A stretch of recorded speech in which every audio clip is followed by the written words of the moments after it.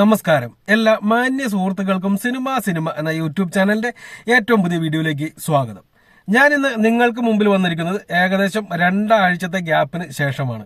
തീർച്ചയായിട്ടും അതിന് അതിൻ്റെതായിട്ടുള്ള ചില കാരണങ്ങളുണ്ടായിരുന്നു.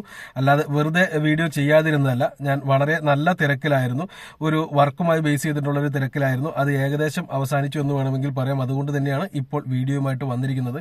തീർച്ചയായിട്ടും ഇനിയുള്ള ദിവസങ്ങളിലെല്ലാം തന്നെ നമ്മൾ ഡെയിലി കാലത്ത് തന്നെ വീഡിയോ അപ്ലോഡ് ചെയ്യുന്നതായിരിക്കും. അപ്പോൾ നമ്മൾ ഇന്ന് സംസാരിക്കാൻ പോകുന്നത് ഒരു 4 വീഡിയോയുമായിട്ടാണ്. 4 വാർത്തകളുമായിട്ടാണ്. 4 വാർത്തകളും വ്യത്യസ്തമായിട്ടുള്ള വീഡിയോകളായിട്ട് തന്നെ നിങ്ങൾക്ക് മുന്നിൽ അവതരിപ്പിക്കാമെന്ന് കരുതി. കാരണം സാധാരണ നമ്മൾ ഇതെല്ലാം ഒന്നിച്ച് ഒരു വീഡിയോയിൽ പറയുകയാണ് ചെയ്യുന്നത്. എന്നാൽ ഇപ്പോൾ ഒരു 2 ആഴ്ചത്തെ ഗ്യാപ്പ് എടുത്തിട്ട് വന്നിരിക്കുന്നതാണല്ലോ, ഒരു 4 വീഡിയോ അങ്ങോട്ട് പിടയ്ക്കാമെന്ന് കരുതി ചെയ്യുന്നതാണ്. ഓക്കെ, അപ്പൊ നമ്മളുടെ ഇന്നത്തെ ആദ്യത്തെ വിഷയം എന്ന് പറയുന്നത് കുറച്ച് പഴയ സിനിമയാണ്. ലക്കി ഭാസ്കർ എന്ന് പറയുന്ന സിനിമ ദുൽഖർ സൽമാൻ നായകനായി തിയേറ്ററുകളിലെത്തി ഏകദേശം 13 ആഴ്ച മുമ്പ് നെറ്റ്ഫ്ലിക്സിൽ റിലീസ് ചെയ്ത ഒരു സിനിമയെ കുറിച്ചാണ്. ആ സിനിമ ഒരു റെക്കോർഡ് ഇട്ടിരിക്കുന്നു, ഒരു സർവകാല റെക്കോർഡ് ഇട്ടിരിക്കുന്നു എന്നുള്ളതാണ് ഇപ്പോൾ പുറത്തു വരുന്ന വാർത്ത.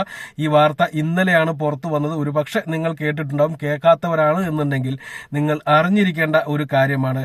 ഒരു സൗത്ത് ഇന്ത്യൻ സിനിമ നെറ്റ്ഫ്ലിക്സിൽ തുടർച്ചയായിട്ട് 13 ആഴ്ച ടോപ്പ് 10 ലിസ്റ്റിൽ, അതായത് ട്രെൻഡിങ്ങിൽ ടോപ്പ് 10 ലിസ്റ്റിൽ ഇടം പിടിക്കുന്ന ആദ്യത്തെ സിനിമയായിട്ട് ഈ ചിത്രം മാറിയിരിക്കുന്നു. കഴിഞ്ഞ 13 ആഴ്ചയായി നെറ്റ്ഫ്ലിക്സിൽ റിലീസ് ചെയ്ത് ചിത്രം ഓടിക്കൊണ്ടിരിക്കുന്നു.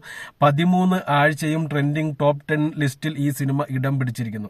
ഇങ്ങനെ ഒരു പദവി കിട്ടുന്ന ആദ്യത്തെ, അല്ലെങ്കിൽ ഈ ഒരു നേട്ടം കൈവരിക്കാൻ സാധിച്ച ആദ്യത്തെ ഒരു സൗത്ത് ഇന്ത്യൻ സിനിമയാണ് ലക്കി ഭാസ്കർ.